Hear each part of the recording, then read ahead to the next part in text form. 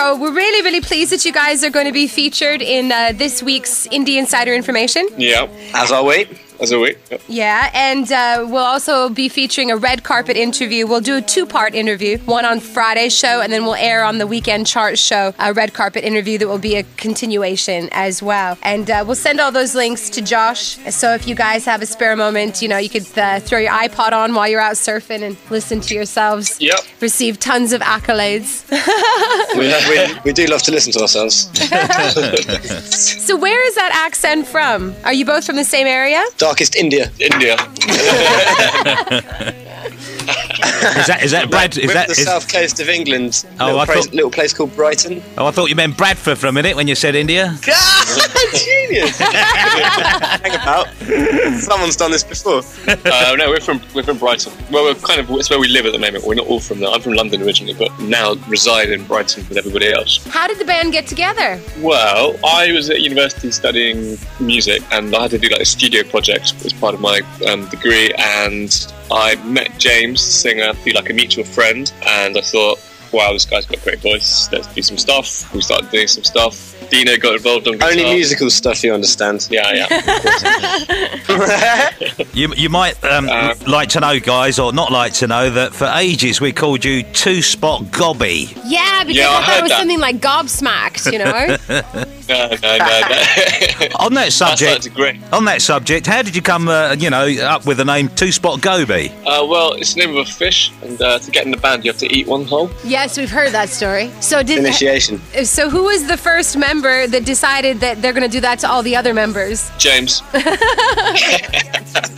He's not here as well, conveniently. Can I ask you about Sunshine Lady? For us, or certainly for me, that's for sure, that's one of my favourite tracks. Who inspired that, and you know, who put that together? It was James came out with riff, and it was kind of collaboration between me and him on the writing part, and then as always it was kind of orchestrated in the band in rehearsal, and I think it's just about kind of feel-good song. Well, I mean, it's kind of self-explanatory really. I think it's just a feel-good summary song. That's kind of how it came about. Your other song, Innocent, actually won Track of the Week here on Fame Games. And then Josh East, who is one of our expert reviewers for the Effigy Awards, also a collaborator here through Kingdom One, discovered you through Fame Games. Can you tell us about how that meeting happened and what led you to work together? Yeah, well, we got an email from Josh. You know, I registered us for the Fame Games thing, and I couldn't even remember doing it. And then I started to get more into it. As I got emails, and they were like, it was kind of exciting. They were like, you know, yeah, your track's progressed to the next level, your track's progressed to the next level. So that's quite cool. And then we got an email from Josh just before we went to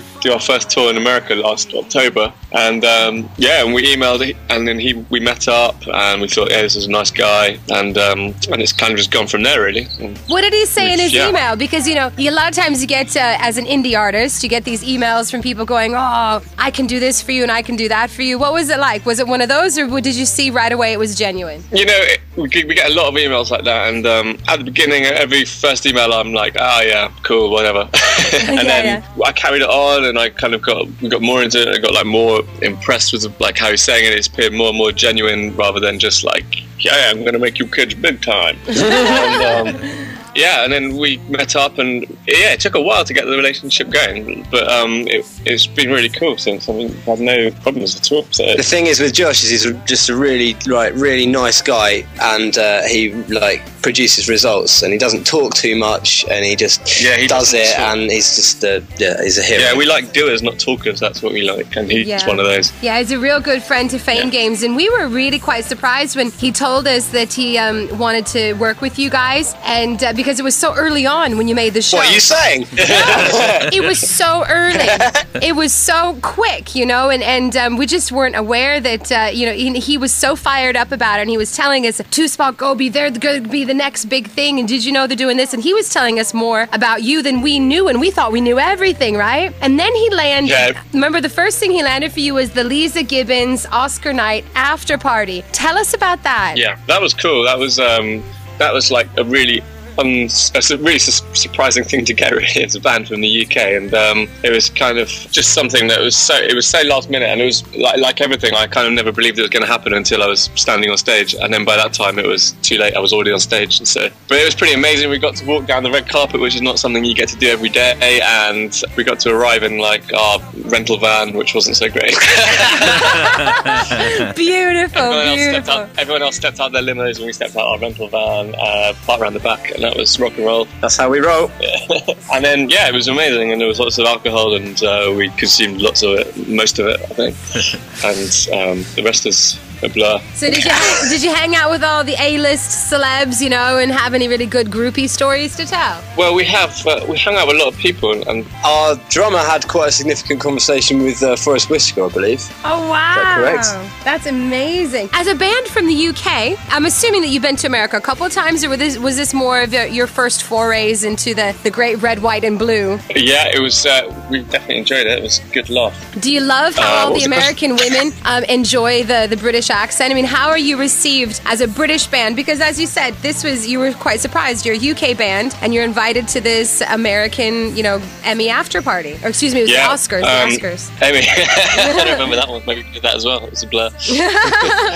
I mean, like you asked lots of questions. Which one do you want to know about? As a British band, how are you received by the Americans? Yeah, great. Like I don't know. We just give it everything wherever we go. It doesn't matter if we're in England, in America, and wherever in Europe. It's like we just give it 100%. And I think if you make sure you're giving everything you've got, then people receive it in the same way. And if you give enthusiasm, people give you enthusiasm back. So but can they understand what you're saying? Can they understand your accent? They seem to quite like it, I think. Yeah, those American women, Oh my God, you got an accent. Well, that's what I always say, guys. We're British. We haven't got an accent. That's right. Guys, it goes without saying, we're so pleased that you're going great places, great guns at the moment, and a lot of people say, well, they're overnight success and they're lucky to be doing it, but I'm sure that's not the case. I mean, how long have you actually been together? Well, it's coming up to 4 years now, and we've worked. We've done it all. We've really done it all ourselves from the beginning. We've had some bits and pieces of help along the way, but I mean, we were really fortunate at the beginning. We Jason Mraz stumbled upon a show we did in Plymouth in the south of England, in just a small little place, and from then that was near the beginning, and he's helped us out tremendously along the way, and I mean, he's been awesome basically, and they've really welcomed us into their songwriting community here. We're in California at the moment, and so at his house, and are you at his house right now? As we speak, we're sitting in his garden, about to start a new day's recording, and so him and his housemate. And you're also working with producer Nico Bolas, that's correct, yeah? That's right, yeah, we're working with Nico Bolas, who's amazing, basically.